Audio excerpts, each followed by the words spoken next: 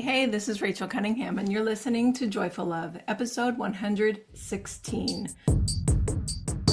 If you're ready to bring joy and connection back to your marriage, stick around. Each week, I give you the tools to up-level your thinking, open your heart, and bring joy and fun back to your relationship. Because it's not enough just to stay married. We want to love being married. For the past few weeks, I feel like my life has just been, on a whirlwind, like spinning 100 miles an hour. I ended up going to Florida to help my mom and my stepdad for a little bit. My stepdad's daughter has Alzheimer's and she is declining rapidly. And so they had to put her into a nursing home. And, it's never an easy thing to watch a parent have to put their daughter into a nursing home, and it's been a challenge for them, and then her autistic son also is living with them right now. His name is Charles, and he is the most amazing young man, and I just had a blast visiting them this week, getting to know Charles more and learning about all of the things that he loves to do in his spare time. He's a writer, just like my daughter is, and so I got to just kind of see some similarities there, and experience the joy of just hearing all about what he's going through. And then, imagining, at that age, I think he's 29, and he's putting his mother into a nursing home as well. So, that the whole dynamic of my mom's world, of my stepdad's world, and of her son's world, it's just changing, and it's a lot. And so I went there over the past week to just help them and be moral support and some physical support, and put together some shelves that my mom wanted to put together, and help them with laundry and things like that. But and then I was going to stay a couple days longer, but Hurricane Milton is barreling to Florida as we speak, and they live in Fort Myers, and they live a little bit inland, so they are not in the direct path of Hurricane Milton. But so they're going to be safe. They live in a very sturdy home, and they're going to be safe.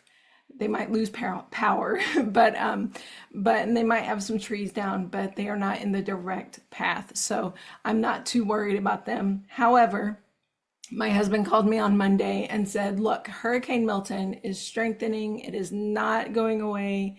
And he said, "I want you home." And I said, okay, I'm going to come home early. So I got out of Florida in the nick of time. When I'm recording this, it's Wednesday, October 9th, and the hurricane is supposed to be there probably tomorrow. So tomorrow morning. And I'm just, praying for Tampa. Tampa has had such catastrophe with the last hurricane and now this one. And I'm glad my mom is south of the hurricane, of the direct path of it, but I'm also, my heart and prayers go out to Florida right now as a whole. And I am glad I am in Tennessee, far away from it at this point myself. But that's what's been going on in my life. I meant to put out a podcast a few weeks ago, and it just did not happen. We've also got a ton of stuff going on at our house. Our entire home is just in shambles right now because of 2 bathrooms being remodeled at the same time. And so it's good stuff. But as any of you know who have remodeled an older home, it can throw your life into a whirlwind for a little bit. But today I want to talk about a concept that can be a really helpful concept in helping move your relationship into a better direction of healing and of growth, and of even just personal spiritual growth. This concept that I'm going to talk about is the act as if concept, and it's something I learned from Susan Page in her book Why Talking Is Not Enough. And it's the concept again of acting as if. But before we go into that, I want to just talk about a little bit of what Susan Page in Why Talking Is Not Enough, what her view is of marriage and of relationships. And I love this view. I think it's so important and so beautiful and so healthy. But one of her views is that we view marriage as a spiritual growth opportunity, right? You view it as a spiritual partnership of, and both when both partners view it as this, it's a really beautiful thing where you can meet any of your challenges, meet any of your problems in your relationship as an opportunity for personal growth. And yes, it's a beautiful thing when both partners adopt this idea, but it's also a beautiful thing when one partner takes a stand and says, you know what, maybe my partner isn't here yet, but I'm going to do the work to use this relationship to become better at relationships, to become more mature in my own emotions, in my own life, and to learn how to grow spiritually from this and emotionally from this relationship. That is such a beautiful thing. And the other concept that I love that Susan Page talks about is the idea that we can approach our relationships and approach healing in our relationships as experiments. So you try an experiment in your relationship. You try something out as an experiment. And when you try something out as an experiment, there's never failure there. It's just learning, right? So let's say, for example, I try believing this one thing in my marriage. I try approaching my husband in a certain way. I try waking up at 5 o'clock in the morning and, whatever, right? Like throw in your experiment that you want to try and just try it to see what happens. Try a small shift in your relationship. Try a small shift in your marriage to see what happens. And it's a really beautiful thing to approach it that way. Because like I said, again, there's no failure in experiments. It's just an opportunity to learn what works and what doesn't work. So that's the two things that I wanted to preface this idea that we're going to talk about today. Try it out as an experiment this week and see what happens. See how it shifts your experience of your relationship. See how it shifts the dynamics of your relationship. See how it shifts just how you feel in your body even about your relationship. And then the next thing, and then adopt that attitude of, I'm going to view my relationship as an opportunity for spiritual partnership, as an opportunity for spiritual growth. So with those two things in mind, let's talk about what I actually want to talk about today, which is acting as if in your relationship. So most of us can think about something that we wish were different in our relationships, or that we wish our partners would do or not do, or we wish they would think this way or feel this way, or we wish we felt a certain way, right? Most of us can think about at least a few things in our relationship that were like that we wish were different.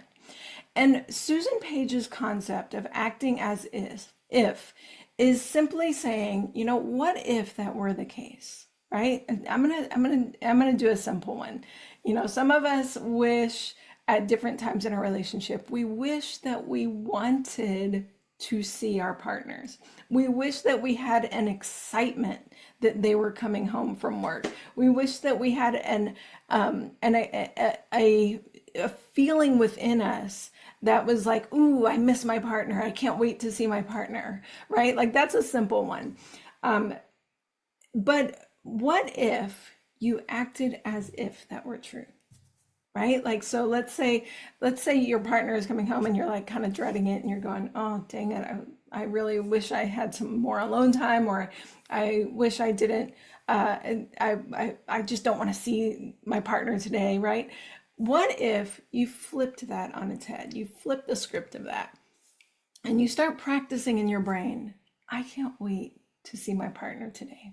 I can't wait to I look forward to hearing how their day was. I can't wait to sit down with a cup of coffee with my partner this morning. I can't wait to sit down at dinner. I'm going to light a candle and just like, have a sweet little dinner with both of us. I can't wait to go on a date on Friday, right? Like just shifting that. Like what if you just acted as if the thing you want? And then you start to see where that changes, right? How does that change your dynamics? How does that change how you feel in your body even? How does that change how you react to your partner, right? And just notice the ripple effect of that that action of acting as if it were already true, right? And you can do this on other things too, right? Like if you gosh, the simplest of things, right? If you wish your partner would just already clean up after dinner without asking, right? If you wished your partner would want to clean up after dinner, right? Instead of just like kind of barreling through and doing it yourself, and they're off doing whatever on the computer after dinner, and you're left for the dishes to do the dishes, because you're the one that thinks about it and they don't. What if you acted as if my partner really wants to help me with the dishes, right? Like just even adopting that thought, like they forgot about it. They forgot that the dishes are here, but they really want to help me. They just forgot about it. So what happens when you believe that, when you start to adopt that question, what if they really want to help me? What do? You change your actions and you don't just go do the dishes. You go and say, hey, will you come help me? Because you're believing that they want to help you, right? They want to take out the trash. They want to have a great sex relationship with you. They want to have that intimacy, right? Act as if that is true. It will change so much, right? Act as if your partner is doing the best they can. Act as if your partner has reasons for forgetting, for being upset, for being grumpy. Act as if there is something behind those issues, right? What happens when we start to act as if the thing that we want? What happens? Right? Do we develop more compassion in that moment? Do we develop more joy to see our partners? Do we develop do we tap into a strength to ask for what we want more and to expect what we want more, right? What happens? Let's just try that as an experiment this week, right? Try it as an experiment and let me know how it goes. I love hearing from you guys. I love hearing in the comments on YouTube. I love hearing emails. If you want to email me how it's going, how that one shift, acting as if whatever you want is already there, right? And before I go, I just want to share like one time recently that I did this myself. I was feeling very self-conscious, and as women, when we feel self-conscious, we want to avoid, we don't want people to touch us, we don't want our husbands to look at us, right? We want to hide. I was feeling so self-conscious, and I was just like, you know what, Rachel, let's use this concept of acting as if. Like, act as if I am confident. Act as if my husband adores me, right? Like, because I can't read his mind. Why not believe the absolute best, right? Why not believe that he actually adores me, right? There's no way I can read his mind. So why am I assuming the worst? Why am I assuming that he thinks I'm ugly this year, right? And so like really acting as if, like, shifted that for me. I ended up like just saying, okay, what if I am really confident? What if I actually think I'm hot stuff right now? What if I choose to believe he thinks I'm hot stuff right now, right? And it changed the dynamics that day. It changed things from me wanting to avoid him to me moving towards him, and to me creating intimacy, and to creating that sweet relationship, right? And it was a beautiful reminder in myself of so much of our relationship is in our power. So much of what we want can be shifted just through a simple mindset shift, right? And what I am not saying here, and what Susan Page in her book Why Talking Is Not Enough is not saying, is that you pretend that things are good when they're not, that you put your head in the sand, right? That is not, the direction that she wants you to take this in, or that I want you to take it in. But it's a beautiful thing to try out when you know that your brain is trying to catastrophize things and trying to take things in a negative direction, or assuming the worst when you could be assuming the best, right? And so try out that shift this week.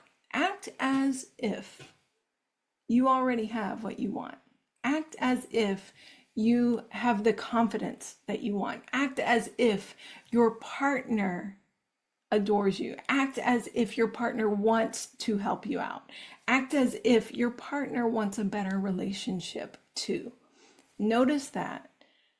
Act as if, and then see what changes. And if you would like some help on this, I highly encourage you, send me an email at hello@rachelcunningham.com, and I'll send you a link to learn how to work with me.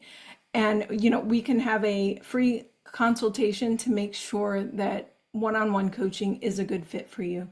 That's the only way that you can work with me at the time of this podcast, is through one-on-one coaching.